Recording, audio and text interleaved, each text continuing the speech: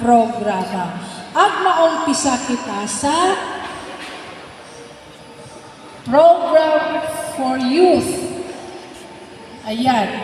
Noong ato nga programa nga na Agricultural Training Institute, sambilog man abi sa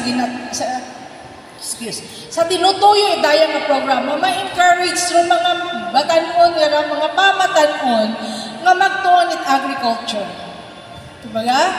Ay mostly yung makaron, sala man abi nato mga ginikanan kato, nga gusto man it mga inunga, gusto man it mga ginikanan abi, sinini patunod nursing, patunod midwife, patunod it engineer, patunod it masakay sa barko, nano pa. Hay, igo, nakita makatagumpaaw. Wala, nagalit na trabaho sa aton nga. Lukta. Di ba ga? Hey, si Tuto, si Nini. Ay, ito naman na si Nini sa Canada nurse.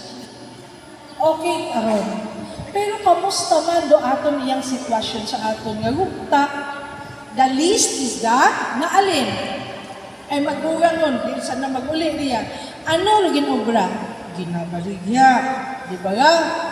Do, ginabaligyaan pa paman, meron nga mga tao, ay di man magbakal. Sa hektarya, di ako magbakal. Gusto ko 5 hektarya na obra nga farm. Raana nga produkto sa ana nga farm, ibaligya kimo, anak pakisaw-kisaw mo kinimata. Ayan, ako na lagtado pa galing. Baligyaan ako tinuga sa Mugos 30. Okay? So, kung ikaw nakatulong na produkto, pag gusto ka patkaon. Okay? So, ang Agricultural Training Institute may ana nga lima nga mga tinutoyo. Halong Agricultural Training Institute, ana nga gina-strengthen, ginapabaskog na ro competency, competency and competitiveness through capability building. Both singanon ginapabaskog na ro aton kaalam, aton skills, no, paagi sa pag-training.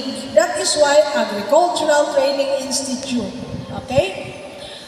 And may sambilong pagid, no? Exhibit paagi sa pagpakita modeling technologies, based agriculture, and naduga kita, no? So, atong modeling, di ka to napaidalong ro, techno demo, or doon nga learning sites for agriculture. What happened?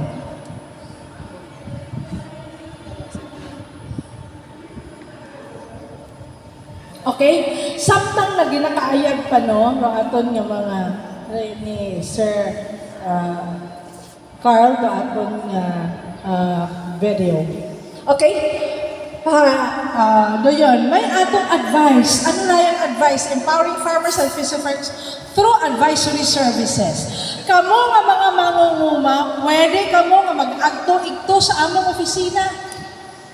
Magpangayot it advice.